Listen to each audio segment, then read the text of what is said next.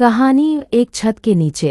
रीमा की शादी को 3 महीने ही हुए थे। ससुराल आते ही उसे एहसास हुआ कि यहाँ की परंपराएं कुछ अलग है। सावित्री देवी चाहती थीं कि रीमा घर के सारे काम सीखे, जबकि रीमा ऑफिस जाती थी और उसे अपने करियर से भी प्यार था।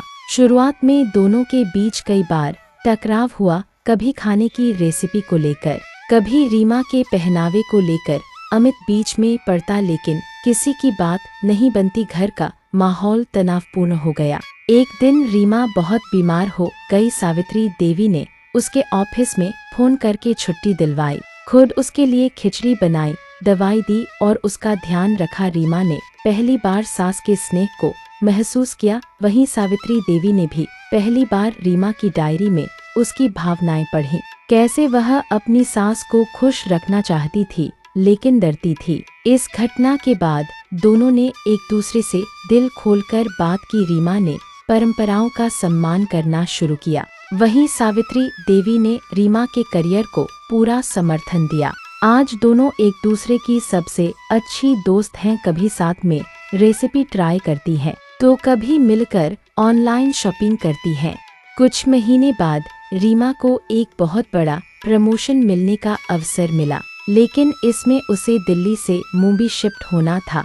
यह सुनकर सावित्री देवी चुप हो गईं। उन्हें रीमा से बहुत लगाव हो गया था, लेकिन वह नहीं चाहती थी कि रीमा अपने सपनों को छोड़ दे।